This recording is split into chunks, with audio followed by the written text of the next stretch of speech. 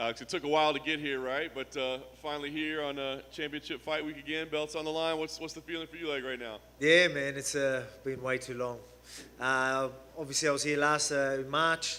I was here, but I didn't get to do the fight week, the schedule that we usually do. So just to be here doing this, I'm just glad I'm in this position. Obviously locked down back home, but to be able to do what I'm doing, I'm blessed, and I just can't wait to get in there, man. Cannot wait. Some of that video that you showed when you were going through COVID was a little bit scary, man. I mean, was there any part that you thought, like, am I done fighting? Am I facing some long-term implications here? Well, I never think like that. You're not going to think like that while it's happening. But, obviously, let's not let it get to that point, like, type of thing, you know what I mean? So we just wanted to look after it. We knew it was in the lungs and all that, like the infection. So we just wanted to keep on top of it. And it was getting a bit worse, but we got, we were looked after. So it was all good. Just easing back into training was... you had to be careful, you know what I mean? So it was a little scary, when you talk to doctors and be like, we've got to make sure there's no scar tissue in your lungs, and you hear other like horror stories where people's careers ended because of it and stuff like that. So then that does cross the mind, but I was always positive. You've got to stay positive. Very nice. I know the main goal here is for you to defend your title and stay champion, but after doing the Ultimate Fighter, is it going to be a little bit more fun to punch Brian Ortega in the face? Oh, exactly, mate. You took the words out of my mouth. Yeah, I can't wait to punch. put some hands on him, man. Again, like I've never been in this position, right? I've never had to spend so much time with someone an opponent. It's never happened before, so this is different. And then the long time off, so I'm just eager to get back in there and just have some fun in there, enjoy it, enjoy everything about it, you know what I mean? And on top of that, I get to punch him in the face.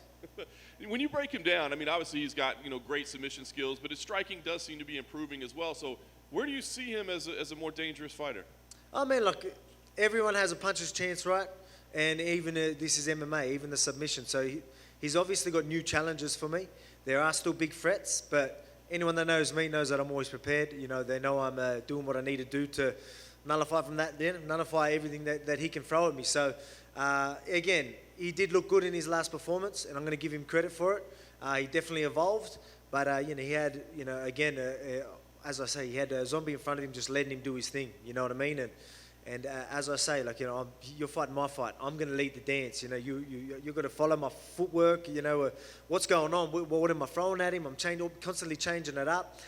He's got to try and keep up with that. And not only that, while I'm putting pressure on you and landing punches, landing kicks, you name it, is a whole different beast. So, he's going to have game plans and direction going into this fight.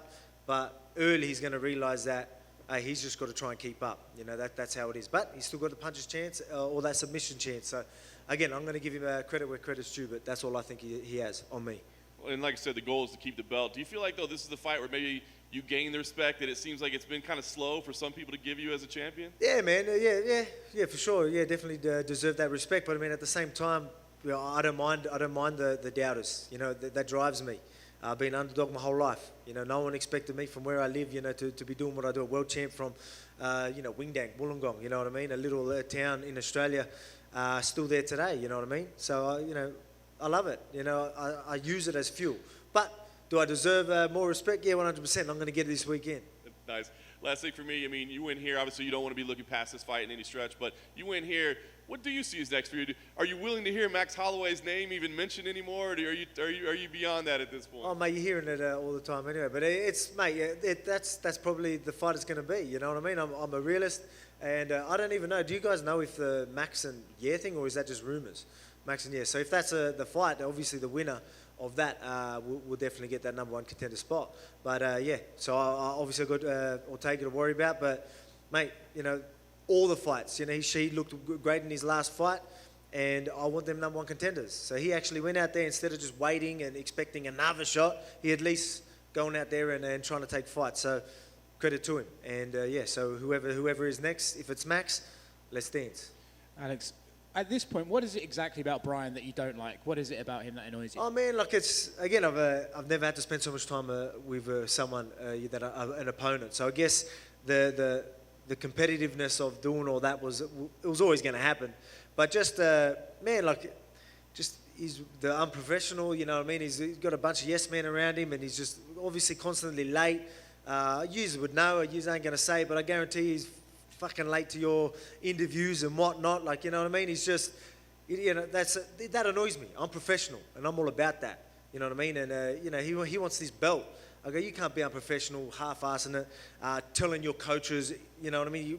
I seen a video of his coaches asking him, "Oh, you ready? You ready to do things?" He's like, my coach is going to be like, "Hey, fucking get in there, let's go." You know what I mean? That's the difference between us. And so that annoys me. But then again, some of the things like he'll just say under the pump, maybe because I'm confronting him. He's not good in confrontation, and he would just say some real douchebag sort of statements. Just little things like that, man. I just think he puts on a front, acts like he's all chill and all that type of shit. I see through the bullshit, to be honest with you. So that's my take on it. Did he ever give you any explanation for why he was late? No, doing his fucking makeup or hair or something. I don't know.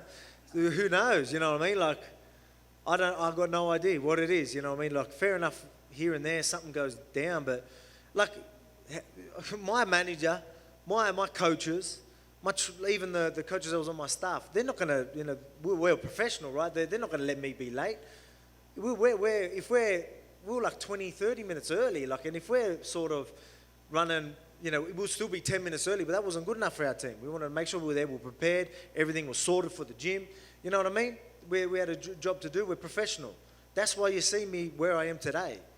You see me at the top. You know what I mean? Again, I'm not, as I've been saying all week, I ain't no athletically gifted human being. You know what I mean? I'm challenged in height. You know what I mean? Like you name it. I was obviously heavy set.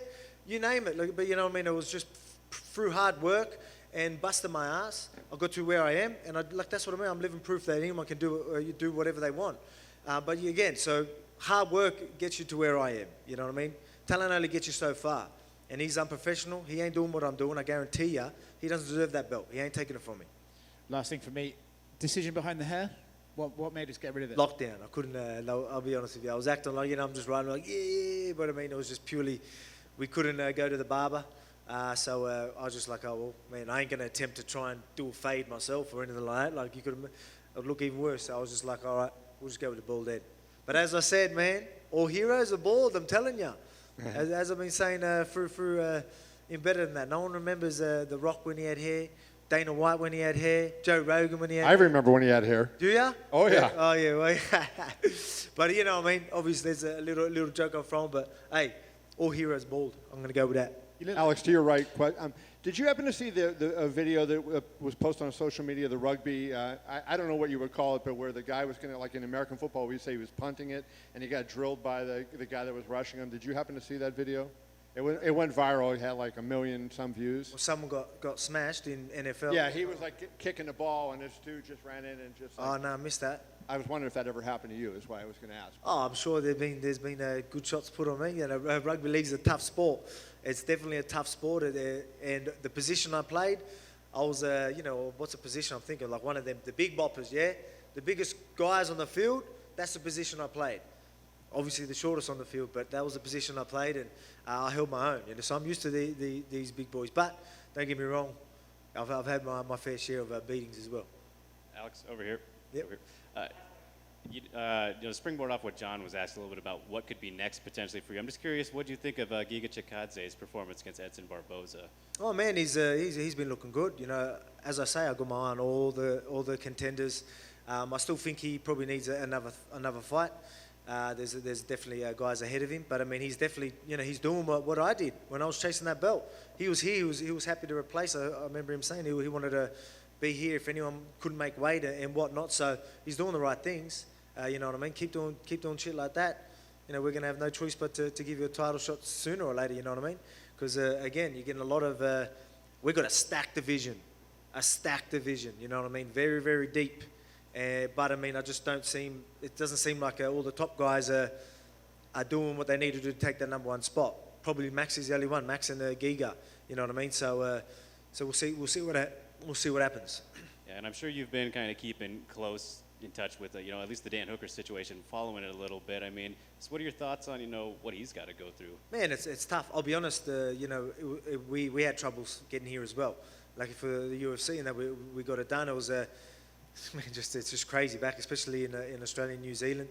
We're in deep lockdown. The US Embassy, they're moving, so we couldn't even go there, so I was like declined. My visa was declined, and then we end up being lucky enough to get, they let us out of the country to come here and do the interview here and whatnot. So we got through it. But yeah, it was a challenging. We were sitting there being like, we were a little worried, but we got here. So for Dan doing what he's doing, and this is happening to Nasrat as well, man, it's crazy. But I mean, like, credit to them. Like, here they are. They're like doing whatever they can to get here, knowing that it's going to be it's going to be tough for them. They're going to get here and do the weight cut straight off the plane, especially Dan from the other side of the world. I know how that flight is. That flight sucks, you know what I mean?